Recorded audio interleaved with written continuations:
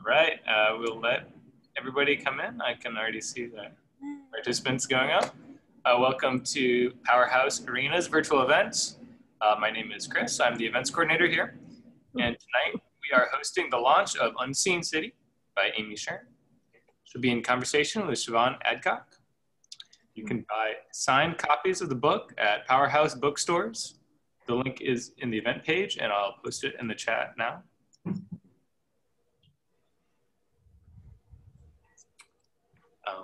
If you have any questions, you can use the chat or the Q&A function at the bottom of your screen, and Amy will take your questions. And I will introduce speakers now. Siobhan Adcock is the author of the novels The Barter and The Completionist. Her short fiction has been published in Tri-Quarterly and the Massachusetts Review, and her essays and humor writing have appeared in Salon, The Daily Beast, and Huffington Post. She's currently the editorial director of What to Expect Digital, the leading pregnancy and parenting app and website. She lives with her husband and daughter in Brooklyn. Amy Shearn is the author of the critically acclaimed novels How Far is the Ocean from Here, chosen as a notable debut by poets and writers, and a hot summer read by Chicago Tribune, and The Mermaid of Brooklyn. She is a fiction editor for Joyland magazine, and her writing has appeared in the New York Times, Slate, Real Simple, and many literary publications. She earned an MFA from the University of Minnesota. Amy lives in New York City with their 2 children. I'll hand it over now. Hi, thank you so much. Thanks for having us, Powerhouse, in our own living rooms. It is so nice to be here in our own living rooms and then also at Powerhouse. I'm really excited to be bending the space-time continuum in this way. Yeah, same. With you, of all the people that I would really love to bend space and time with. I know. Doc. And one of the pieces of evidence, I guess, that we've already gotten started on that whole bending is that you and I are matching tonight. I love that we didn't plan it. We sort of. We just happened to have the same garment. We're like, is that a good idea or a great idea? It's a great idea. It's a great idea. I realized it was a great idea. That's great. Well, I want to thank everybody on behalf of myself and Amy and Virtual Powerhouse and Real Powerhouse for coming tonight. And with all of the crazy stuff that's going on in the world, it is such a pleasure to be among people who value books and reading and the word and the power of stories to bring us all together, and writers, and one writer in particular, Amy, who I have known for a long time, and I'm so pleased to be helping to bring her book into your virtual living rooms tonight. So. Yeah, I was like, let's just talk for 20 minutes about how much we like each other. I feel like ever since we met, we've been like, what? We have that in common too, and that in common too. Siobhan also wrote an amazing ghost story called The Barter, which is like a very good, spooky ghost story. And I've been working on the story on this book for so long that I had already, like, just to be clear, I had already started writing it. I think when you were telling me, hi, what? How long you've been writing this book? Oh, I've got an assistant. Oh, no. Not all distracting. Yeah, I started writing this book in 2013. So I remember when Siobhan, you were telling me about that you were writing a ghost novel, and I was like, oh, okay, that's okay. Me too. But yeah, it's been a long haul, but I'm so happy to be here talking with you about it. I'm happy to be here too. And it's October, which means that finally the rest of the world is catching up on our, appreciation of spooky stories and ghost stories, which makes our spooky culture. That's right. Yeah. Everything about right now is a little bit spooky and terrifying. Right.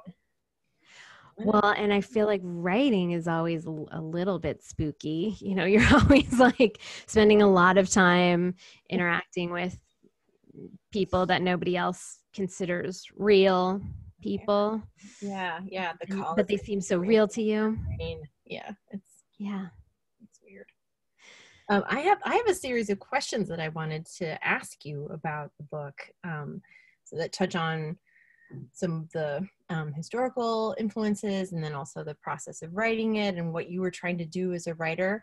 And I'm also hoping that people who are attending will chime in with questions, and you can post those in the chat, or you can send them to me, I guess, or Powerhouse directly, and we'll be able to see them all in the same window thanks to the magic of technology. What? How does it work? Yes. Nobody knows. That's the thing. Okay. I hope I have some answers for you. I hope so too, because otherwise this will be the shortest offensive of all So time. awkward. Well, sorry, go ahead. Okay, go ahead. Sorry. Can I just ask you a question, please? Come on. Well, my first question actually has to do with the historical research that went into this novel. And you don't have to go too far into the book to realize that you are in the hands of a storyteller who has pulled together some really incredibly interesting chapters in New York City history, specifically the Weeksville settlement in Brooklyn, which was such a great, interesting chapter to learn about for me, and the draft riots of 1863.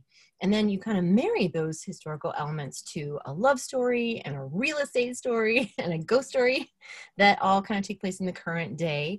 And I just am so in love with that specific combination because it feels so uniquely New Yorky and very much the quiddity of New Yorkiness is real estate, ghosts, history, and injustice. Like all of those things together basically add up to New York. So how did those come together for you? Because they feel like a really great, well-baked cake to me, but I think that that's evidence of how much work must have gone into it on your part. Oh, well, thank you for asking and for using the word quiddity.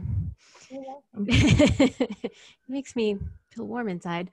Yeah, I think you're right that is just sort of quintessential New York City. And I feel like America, I really started thinking about sort of American history as a big haunted house. And okay, so I had these two kind of layers of the story that I always knew I wanted to be there. And one was how loss can kind of cement people together.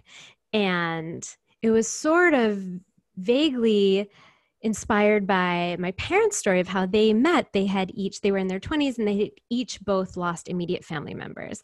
And they said that when they met, it was like, finding two lost souls finding each other, which was like, ew, you guys, get a room, parents. But also so beautiful, And so I wanted that just seems so fascinating. And then the more I thought about it, the more I thought, like, my whole life has been formed by that story. That's so interesting. I want to dig into that more. And so I wanted that level of the story. And then I knew that those characters, having been through that, would make them sort of more receptive to like the ghost world and the other realm and that kind of thing. Marriage as Ouija board. Yes. I'm busy. I love you. Okay. So the kids are very excited that it's raining in New York right now, which is making everything feel like spookier. Mm-hmm. So there's sort of that level of the story. And then I knew that I wanted there to be sort of a bigger macro level of the story too. And a bit of New York City history. And I was thinking a lot about how kind of gentrification is a kind of ghost story, how the city and really the country are sort of so defined by this sense of loss and grief and trauma that we have not worked through, which is so crazy that this book is coming out this summer. When I first started writing it, it was in 2013. The Black Lives Matter movement was just starting. I felt like the news was so alarming, but in such a different way. But so it feels like that has all come to a head this summer in such an intense, visceral way, especially in New York City, sort of uprisings everywhere. And as you pointed out, there's the 1863 draft riots are a really big part of the book. And that was this moment when it started off as kind of a protest and then turned into this really racially charged riot that really changed the shape of Manhattan and changed the face of it. shifted the racial dynamics of the city.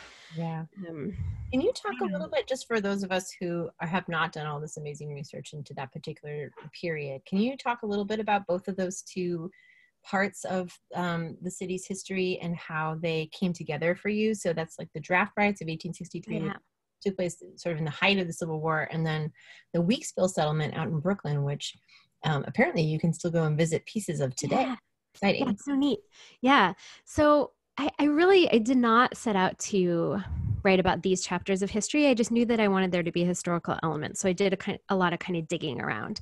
And as soon as and Civil War era New York is so fascinating, and so much of this really important history happened right here, which I was not a student of history, like you, of course. I grew up in the Midwest and did not grow up learning about, this wild East Coast history. And I really found, like every sort of amateur historian does, I think that you can't even really scratch the surface of any American history without getting to a story about race and disenfranchisement and people shoving each other off of their land and out of their homes.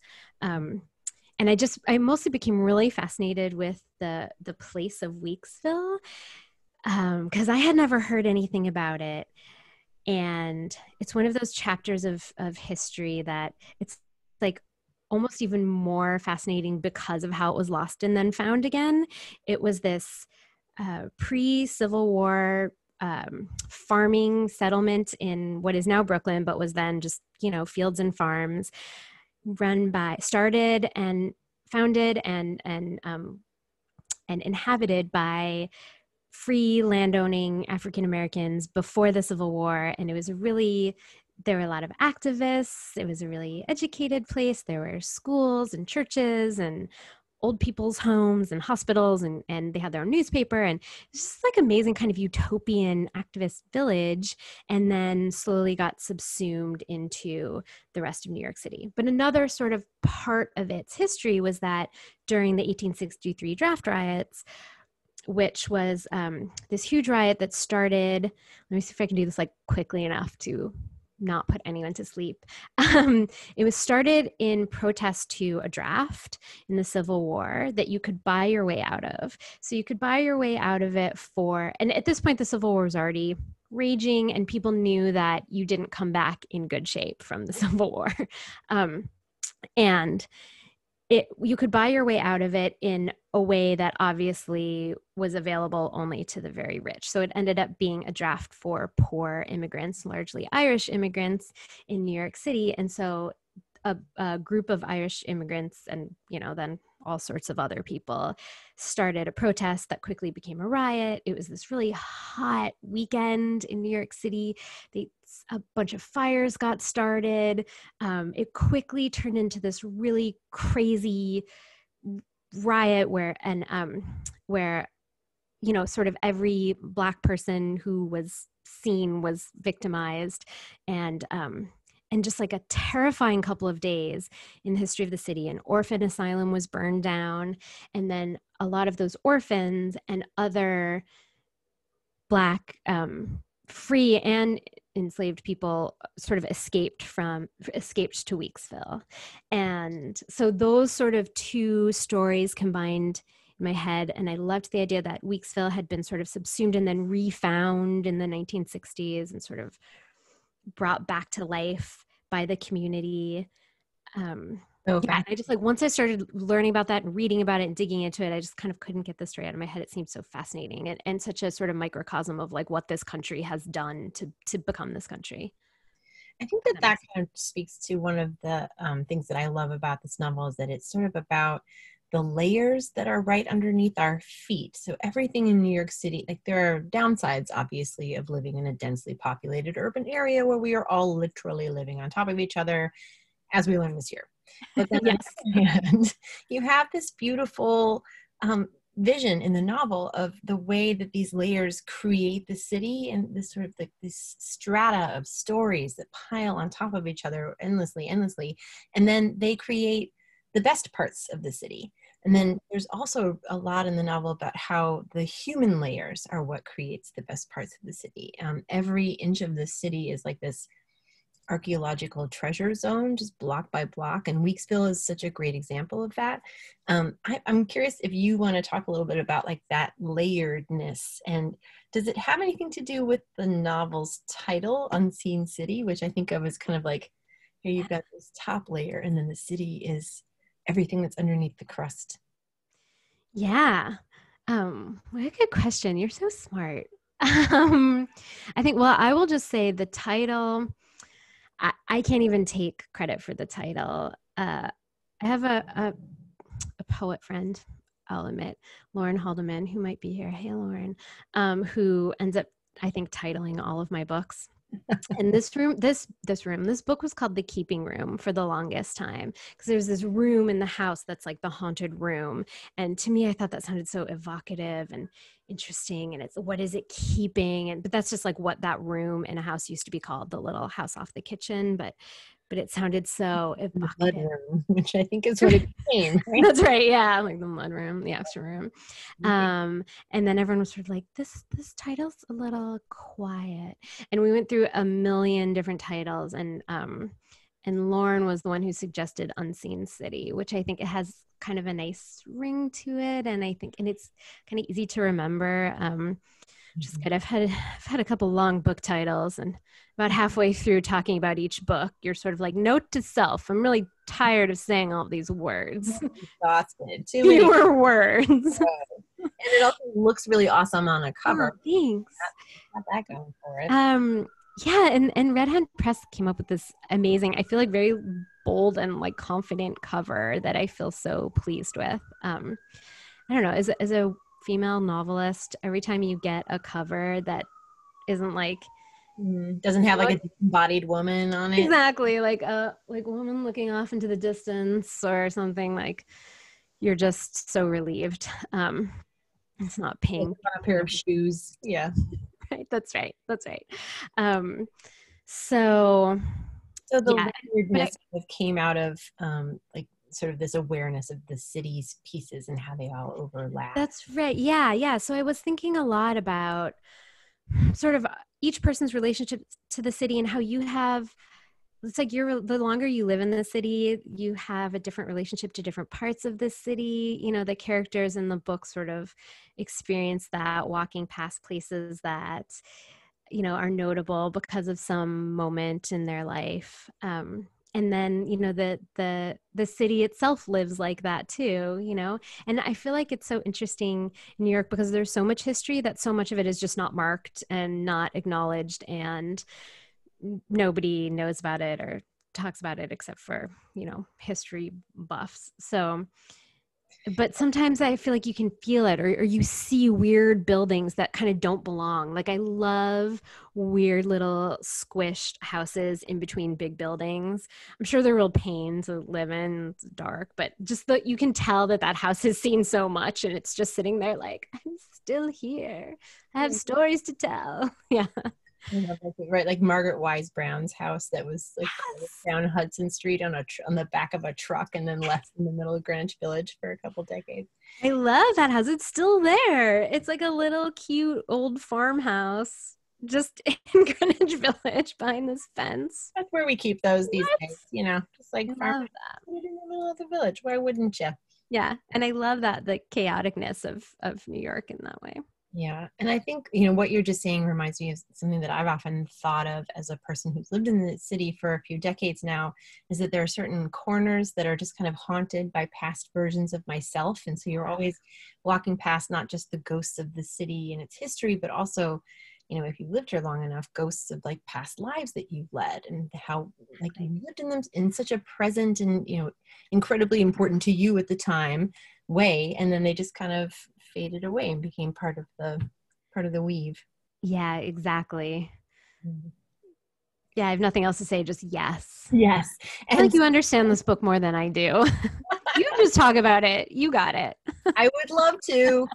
Well, one of the things that I really love about this book too is, and just like the way that you walk past old versions of yourself and old parts of your life is very sort of present whenever you walk past like a corner where you and an old romance were together or had a thing or had a fight or had a kiss. And this novel is very much a love story on 20 different levels, starting with there's this amazing crush that takes place between two of the main characters, and it's such a pleasure to read. And every time they brushed hands or like their bodies get a little closer to each other, I was like, oh my god, vapors, I can't Mr. Darcy, it's too much. But then and it ends on this gorgeous soaring romantic moment that I will not spoil for anybody who hasn't gotten there yet. But I think that one of the things that I really loved about this book is that it's this unapologetic love letter to New York City.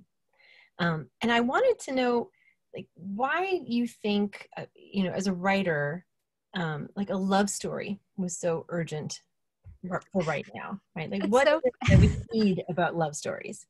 It's so funny because I feel like the whole time this book is always insisting that it's not a love story and that it's not a love letter to the city. I think in Meg, the main character, says, I think on one of the first few pages that she doesn't believe in love. Somebody tweeted out a line from the book, which it's so funny to see lines from your own book sort of disembodied. And I never recognized them at first. I'm like, did I write that? Or, and one of the lines was something like, love is for stupid people. I was like, yeah, no, I guess I did write that. But I think it's this character who, she's been through this terrible loss. She, she lost her sister, and then she has never really gotten over it. And she feels like she can't trust anybody, and like she can't trust anybody enough to love. And she also really values her independence. She and her mother kind of have this whole sort of subterranean battle throughout the book about where you find meaning in a life, and which is something else that I really wanted the book to explore. And her mother's very worried about her because she's 40 and she's not married and she's never had children. Her mother's always sort of like, well, I mean, you want to have a meaningful life, don't you? And Meg is sort of thinking, well, I think that there's other ways to have a meaningful life, even if you're a woman. I think that I have a lot to explore. And so she's very afraid that, I think that falling in love and being partnered would involve sort of a loss of her independence, or that she'd somehow be like tricked into becoming a mother or something like that. Which fair, I think that's been a concern of independent-minded women for a long time. But yeah, but I really wanted her to sort of be like drawn to somebody in a way. They're like magnets, kind of like they keep sort of not quite coming together, but they're kind of drawn together. And part of that is just, like you said, I think it's so fun to write that, the dramatic sort of tension of a crush. I love crushes and writing about crushes. I'm actually teaching a class about writing crushes in love and lust. Right away. How do I do that? For Story Studio next week. I gotta prepare for that. It's gonna be great. Just like roll up with a bunch of fan fiction off of archive of our own. Like, it writes itself. You're fine. It's all good. You guys drop in the chat great examples of crushes in literature, writing exercises, and snippets of wisdom. I'm just gonna print it. Yeah, but because I think there's something so, I don't know, there's something so fun about the way that kind of electrifies a story. Anytime there's like, I'm always interested in interactions between characters who aren't saying what they need to say or what they mean to say, because I think that's so much of how people really interact in real life. So I love writing scenes where people are sort of, sort of always just passing right by each other. You guys are good at this. Yes. But not quite coming together and not quite being able to say what they mean. And there's just something really dramatically interesting about it. And it's sort of like an in-between place, in the same way that sort of the ghosts are this in-between place. Sort of everything in the story in this book is kind of about moments where people are kind of caught in limbo. And then I don't think this is giving anything away to say that the ghost character. So you get some of the ghost story from when she was a little girl. And she sort of desperately wants to have a crush, but she just kind of hasn't yet. She's 11. And I was thinking a lot about girlhood and the sort of, that in between state of girlhood and womanhood, and what you think it's going to be and what it is and what you want it to be and what it feels like to be in that stage. And yeah, so does that answer your question at all? Oh, and a love story to New York City. I think it's so funny because I've been so mad at New York City lately, and I'm just like, oh God, this place. And then now people are reading the book and saying, oh, it's such a love story to the city. And I'm like, I guess I love you. No, well, I love the idea of like a love story. It's like a story of liminality, like being in a place between two places. And living in New York often feels like that. You are here, but then you're also in your head so much. You are, when you're in love, you're also in that sort of in between space where, there's the two of you, and how do you become, one pair, and like everything about your relationship is negotiating that like middle ground, right? Yes. Wait, and you make me think of, I feel like New York City is one of those, I've never lived anywhere else like this, where people are constantly having to make the decision to be here. It's like so conscious. I feel like, especially lately with the pandemic and people leaving, and it's like every day you have to be like, yes, I love this place and I'm here. And I don't know, everywhere else I've ever lived, people are just kind of there and they're like, yes, I live here. I don't know why. And they don't think about it as much. And I think that's like I don't know, that's like any relationship or love too. You're always kind of having to choose it. And it's okay if it's never quite comfortable, because it, like, I don't know, it's an interesting tension. You're like a crazy New Yorker. That's what we all become eventually. Yeah. I mean, I think that discomfort and the tension is, a big part of the relationship between the two main characters. And, just to tie it even back to what we were talking about earlier, where like you have to choose to love this city despite all of its flaws and despite its incredibly often terrifying and violent racist past and present. And you have to choose to love the people that you love despite whatever their flaws may be, hopefully not including inciting riots and burning down orphanages, but you. So I think that one of the things that I think is really great about this novel and makes it exactly the right book for right now is how it recovers this chapter of African American history in New York City and literally brings two characters from completely different worlds together to try to mediate a loss and to try to reconcile something that's gone missing. And that happens like between the two of them on the level of like the grief that they've both experienced. And then also with the haunted house, where they basically kind of, they have to solve the problem of the haunted house. That's every ghost story in a nutshell. Like something's haunted, who's going to fix it? Right, fix it. They have to figure it out. So like New York City is this haunted house full of violence and terror and grief, and these two people who have nothing else in common, but a wish for something better and more peaceful for themselves. Right. Like they have to come together to solve that problem. And I love that part of the book. And, some of my favorite parts are about the ghost character, the little girl who, whose history is evoked very, very powerfully in these passages about the house itself and how she exists in that space. And also like what her actual life story was. But I wanted to ask you, and this is a really tricky question, but, what did you think of as your responsibilities as a white writer about a really terrible and terrifying chapter of New York City's racist past? Like, what were you hoping that this story could do? Yeah, well, I mean, at first when I kind of started writing about this and sort of found what the story was, I was like, no, I'm not allowed to do that. That's not, and I was really worried about getting it wrong or about telling somebody's story that didn't belong to me. And so I felt like I had to be so careful and do so much research and think so carefully, like look at my own motivations and think about why I wanted to tell this story. And I think part of it is that, like with any novel, I really am just telling one story about a handful of characters. So I was never trying to make some like big universal statement or sort of solve the problem of how do we deal with this. But, you know, I do have a white woman in the book feeling like how do I, you know, become an anti-racist, which is language that she never uses, but, you know, how do I like work for the forces of good without making it about me, without, you know, doing all the bad things that white people do.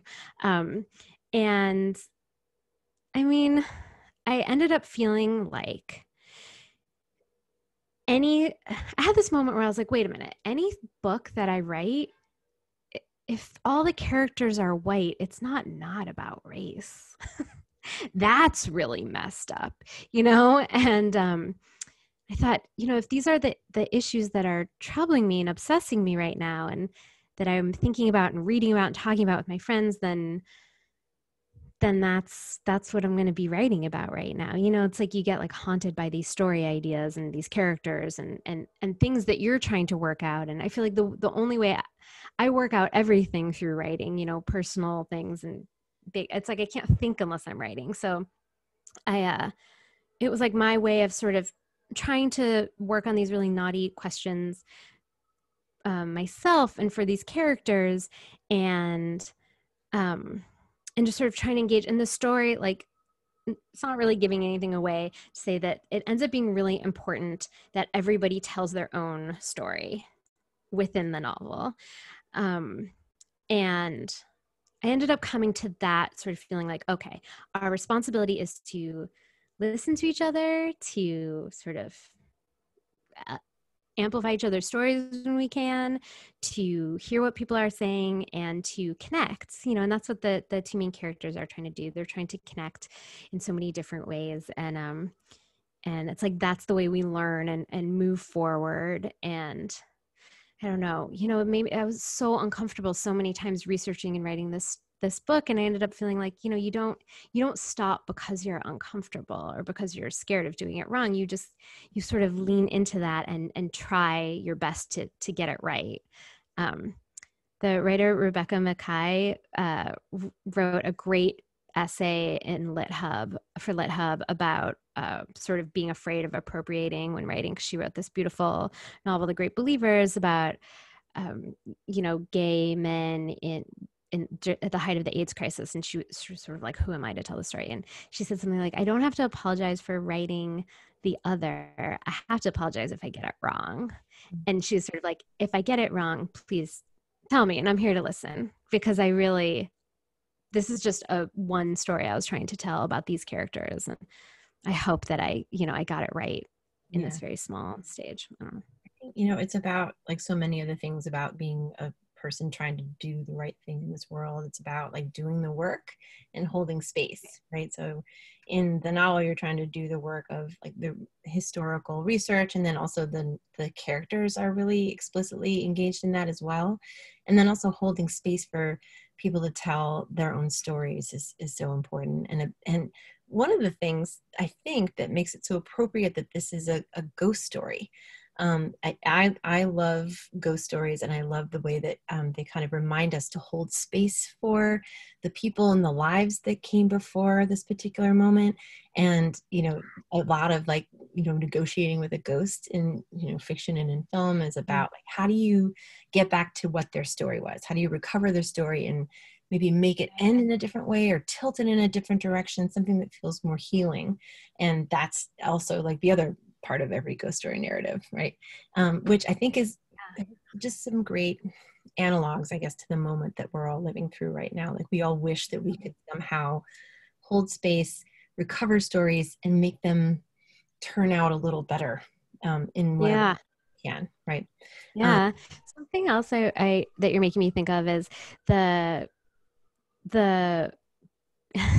when I was talking to my editor, Kate Gale, at the very beginning of this process, I said, like, I'm really anxious about having written just about race and characters of different race. And she sort of looked at me and she was like, I feel like this is a story about girlhood, really. I was like, oh, yeah, it really is.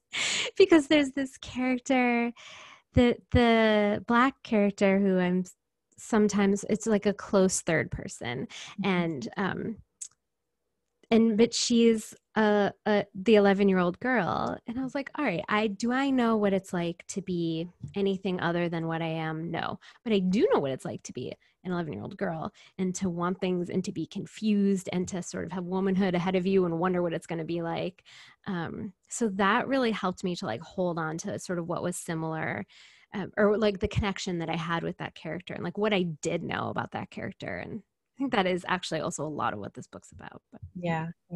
One of the things that we talk about a lot in this other creative writing class that I teach is about how we find each other as in the details. I think that's the name of a TED talk by some poet, honestly, and we just kind of appropriated it and used it because it's such great advice. Yeah. You know, we don't necessarily know how to inhabit another person's life or their story, but there are details and facets of it that we can find each other in and that we can connect across. And that's where next story comes from. Right. And that's like all of our jobs right now is to do, even when it's hard.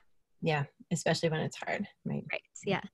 I just want to ask one last question, and then we have an interactive element that we can do, and then we'll take some questions. But I just wanted to ask you, and just to go back to the ghost story theme for a second, what made you want to write a ghost story, and what were the fun things and the hard things about writing a ghost story about New York City, the ultimate haunted house? Ooh, what did make me want to write a ghost story? I don't remember. So long ago. I was like, Siobhan's writing a ghost story. I'm going to too. No, I think it, I mean, it always felt like a really, oh, you know what? I always was really interested in haunted houses and ghosts. I mean, they're just like fascinating. And I feel like narratively, they're so useful. It's like that in-between space. In a way, and there's like a character who can sort of float in between realms and who has access to truths that no one else sort of in the here and now of the book has.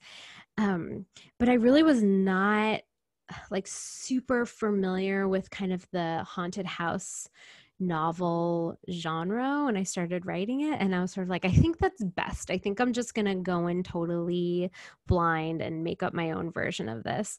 But something that always felt really important to me was that I really wanted the ghost to be solid. Like I wanted her to be real and not at all like a Henry James ghost where you're like, I don't know, is everyone just crazy or what? Or any sort of, I didn't want there to be any question that she was real and she was there and she was a being and had a story to tell. So that it was really fun to write. I was just talking to my parents about this because my dad said, oh, there's some parts of the book that are really scary. And I was like, really? What? And then I was remembering, I think there's like one really scary haunting scene, but I actually wrote it in my parents' basement one summer when I went there. This kind of answers a question that Caroline Grant threw in the chat a while ago of how parents write. When I started writing this book, my kids were really small, and one thing I would do is sometimes in the summer, I'd go to my parents' house for a couple weeks, and the kids would be at, Nani and Baba camp. And I would just write all day. And there's one day where I was in their basement writing, and my poor mom came in to like, give me a cup of coffee or something, like the nicest thing ever. And I was just like, why are you doing this? Oh my God. And that's like such a fun place to be in your writing when you're so in the flow and you're so in your story that you've frightened yourself. I'm like a honey badger of fiction. Yeah, I was like, why did you do that? He's like, I'm sorry.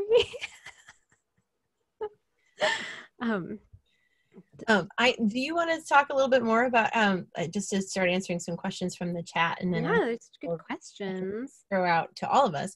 But how do parents like you who are writing and working and raising kids at the same time, how do you get your writing done? And what did your process look like for this story? What's your writing routine? God, I'm a mess, because I think that I've had, over the course of writing this book took so long to write, and it was my life kind of took a couple different shapes throughout it. So I mean, I think the real answer is like, it's always changing. You'll find something that works for a year or a month or something. And and it's been really different with every book that I've written. This book was really written, and I think it's so interesting how books are kind of shaped by the kind of time in which you have to write them. Like this book, I mostly wrote it when my kids were just starting to go to school. So I just had a couple hours a week. I was home with them and I just had a couple hours a week to write it. But then I would sort of cobble together these like discrete chunks of time. So there'd be like 2 weeks when they were at day camp and I could write every day, all day, or a week when my mom came into town and would, watch them every day. And so I had these like, a week here, a week there, really concentrated time. And I feel like the book it's shaped, it has like a couple different strands that were all written separately in these separate chunks of time. And then we're kind of wound together. I mean, I think the key is like, you just get really not precious about your writing time. Like, you just fit it in whenever you can. And yeah, and it's always something different. The next book, that my agent has, Julie, do you like it? Do you want to talk about it now? That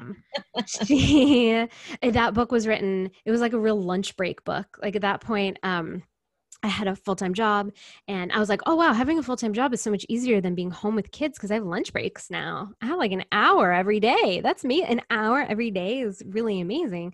So that book was written in chunks of an hour long, but every day, day after day. And I think it sort of has the texture of that baked into it. It's epistolary and it's written in these like, letters and in little tiny chunks that could be written. It's a real lunch break novel. Yeah, I can't wait to read it. You are so disciplined too. Every minute that you have to write, you use it, which I don't know if she likes it, guys. Current writer on earth can actually honestly. Oh, I think it's like mental illness, really. Like I feel like I really can't I feel really uncomfortable when I'm not writing. Like, those people who are like, oh, I just feel so weird if I don't exercise every day. Like I don't have any of that anywhere inside of me, but if I'm not writing, I get really crabby. So it's not really discipline so much as like, there's like something broken in my brain. Yeah. One other person in the chat asked, how do you know when a book is done? What was the finishing of this one like? I feel like for me, a book is done when I'm so I have this, wait, tell me, is this how everyone works? Maybe it's totally not. There's a moment when I feel like the book is so good and I'm so proud of it. And I'm like, it has reached this point. In this book, oh my God, it went through so many different drafts. It had so many different narrators at first. It went through a lot of different drafts. So much work. And there's like this bright shining moment with every book where I'm like, this is it. This is really good. And it lasts for like 20 to 30 seconds and then it's gone. And then I hate it and I hate every word of it. And that's how I know I'm done with it. I'm like, I better get this out before something bad happens. Do you think does that happen to you? Does that feel like a normal process? Yeah, no, exactly. You described it word for word the way it is for me as well. Yeah. I think probably it's different for everybody. Maybe other people are more organized about it. I understand that that feeling of going back to something that you've written and just being like, I'm amazing. And then, 20 minutes later, you're like, this is humiliating. Yeah. Someone else asked how all the strands of the novel came together, which is kind of relative to like how it ends, I guess, right? Like how did you write all of the strands simultaneously or did one come first and then you kind of added on? Ooh, yeah. This is the only book I've ever written where I had an outline and I feel like I knew that I wanted to write a really sort of complicated book on like a big stage. I had this sort of, I don't know, I've never written, I feel like this is the most ambitious book I've ever written. And I also knew that my writing time was really fragmented and weird. So I was like, I got to get on top of this right away. So I had this really detailed outline, which I never do. And that really helped me. Turns out outline's pretty useful because then you always know what to do next. Even if you haven't, looked at the book in a couple weeks, you look at it and you're like, oh, okay, I know what to do next. But I wrote, like Meg is the contemporary character and I wrote sort of her story all kind of in one big chunk. And then I wrote, there actually used to, there's all these like ghost narrations that used to be in this book and aren't anymore. The character of Ellis he's like the cute boy. He used to have his own chapters. So there's like his whole storyline. There's the ghost whole storyline, which that was the really heavily researched one. So that one I kind of wrote last. I knew it was going to take a lot of research, and I knew that I was going to need like a certain kind of time and space to concentrate on it. So I did a lot of research. Greg asked a question about research. Did I enjoy this process? No, I hated it. Research is horrible. I mean, it's so much fun, but it just never ends, and you get so interested in it and you go down all these rabbit holes, and then you're like, I want to include everything. Wait, no, then the book's going to be terrible. Thank you. Hard. Said I'm doing great. Yes, doing great. Doing great. But I have a really interesting question from someone in the chat about, and this I think kind of speaks to the ghost in the story is not the ghost, I guess, that you sort of expect it to be. The main characters have both experienced a tremendous loss in their personal lives.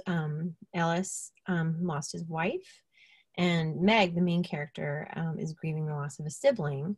And yet the ghost in the story who's sort of most present is neither of those two people who I guess you would expect the novel to be haunted by. yeah. And yet, really Meg's story is very much about this process of grieving the loss of a sibling. And someone in the chat mentions how great a job you do of capturing what that loss, that specific kind of loss feels like. And I have also lost a sibling, and I very much agree with this person that it feels like you kind of, you captured this very specific process in a way that felt very true and real.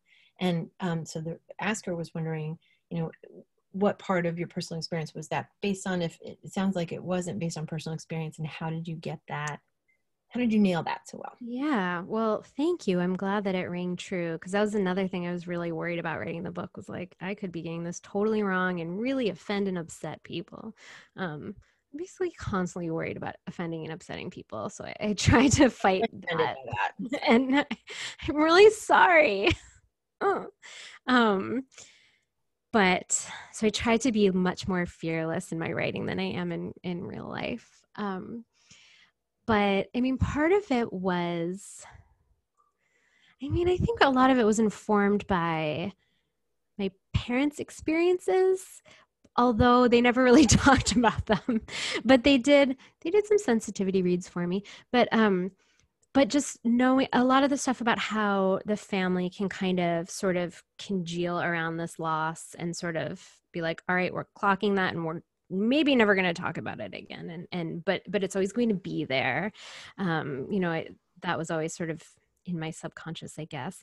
And then I think a lot of it is, I was just talking about this in another interview, about how being a parent makes you so much, changes your relationship with death so much. And in a way, it was like writing my worst fear, when you have children, you are creating deaths. You're creating their deaths. No offense, guys, if you're still listening, you're fine. It's okay. But so, and you start, and the world everything feels so much more like vulnerable, and you feel so much more, I don't know. I felt so much more scared by things and worried about things after I had kids. And I think part of it was sort of writing towards like, okay, what's like the worst fear? What if something happened to one person in your family? Like what would happen? What would feel like? And so much of it is just like writing any character in fiction is just sort of radical empathy. It's like how I wrote any of these characters. You put yourself there and imagine what it would be like. I have a good imagination. I don't know. I feel like there's also a great analog in that experience of how a family kind of grows around a loss. Like it's a piece of furniture that's been left, or a hole in your house, and you just kind of learn how to live around it, and it takes you the rest of your life. And a lot of the worst elements in our history as a country are very much the same. Like, are we going to acknowledge it? In what way can we acknowledge it? How do we live around this hole in the floor, and what's it going to take for us to do it well, right? Sorry, I think, yes, exactly. And I saw Kimberly's question about the chicken salad and grape jelly sandwich. What is that? What even is that? Kimberly, no, I have no idea. Someone in the chat asked about the origin of the chicken salad and grape jelly sandwich. Is it actually delicious? I'm scared. I mean, I bet it's not that bad, actually. My grandmother used to make meatballs that had grape jelly in them, which was like upsetting when you learn that. But before you learn that, you're just like, this is delicious. So, yeah, I don't know. I like when people like weird combinations of foods. I don't know why. It's just interesting. Was that a good answer? I don't know. I'll allow it. I'll allow All it. right. Mm-hmm.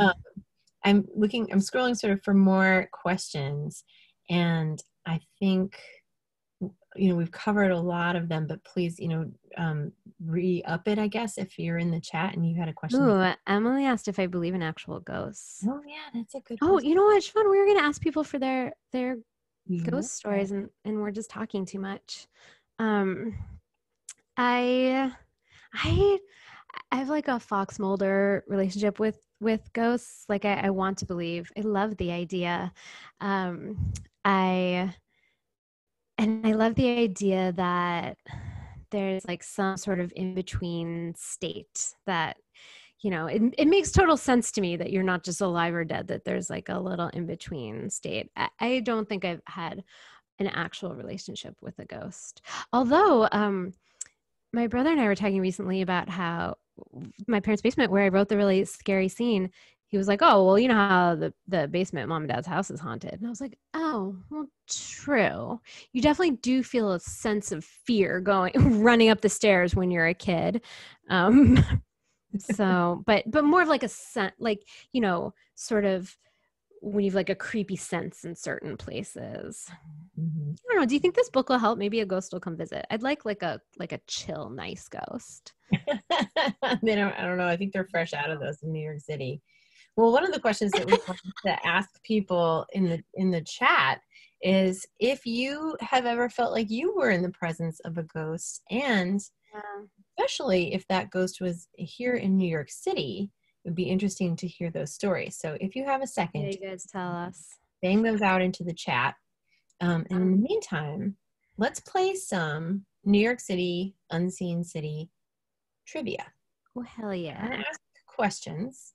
And if you know the answer, you can either you can raise your hand using Zoom technologies, or you can just put it into the chat. Put it in the chat. No prizes. Let's just make that clear. Your prize is you're here, okay? You're welcome. But I have trivia question number 1.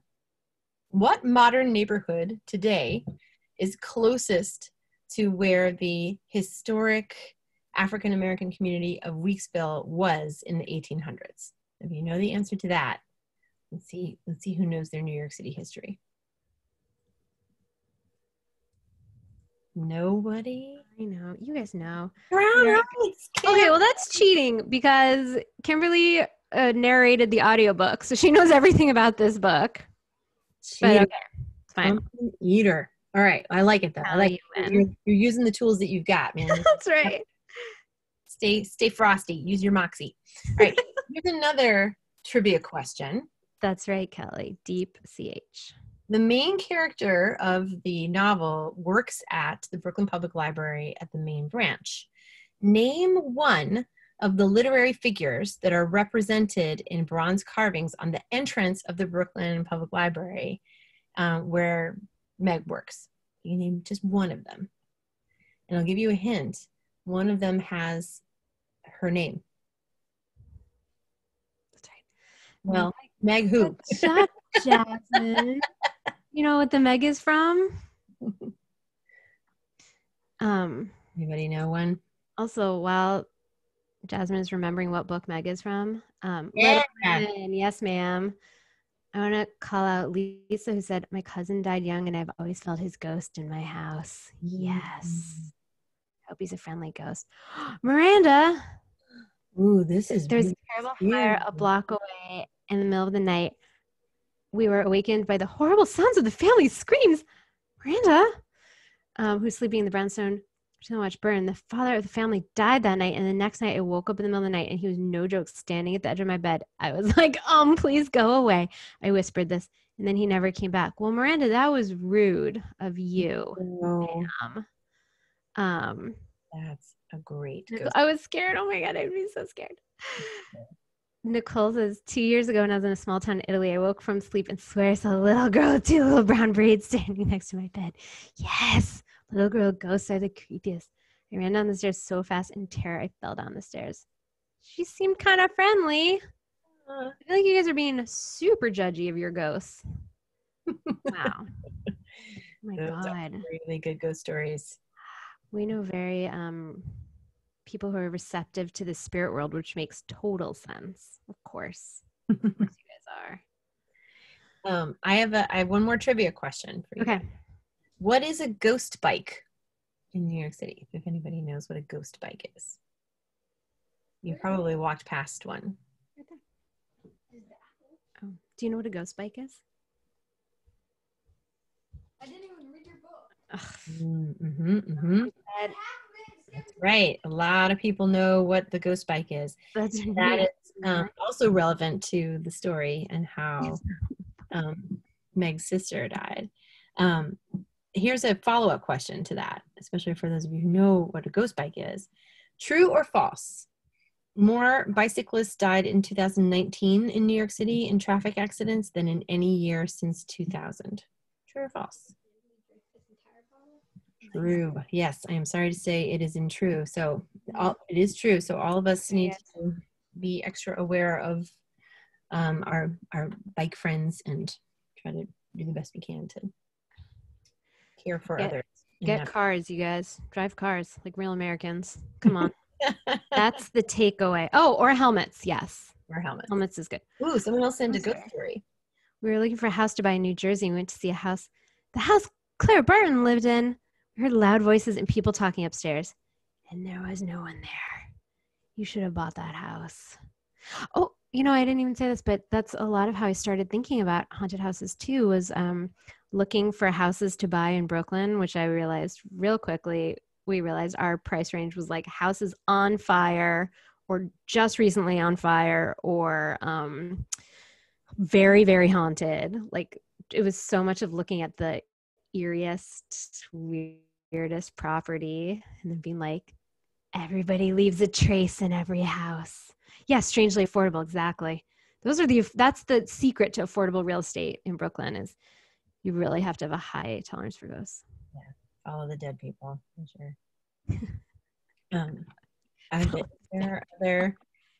We're giving you real estate tips. We're giving you a lot of useful takeaways. We're all getting a lot out of this conversation. You're welcome.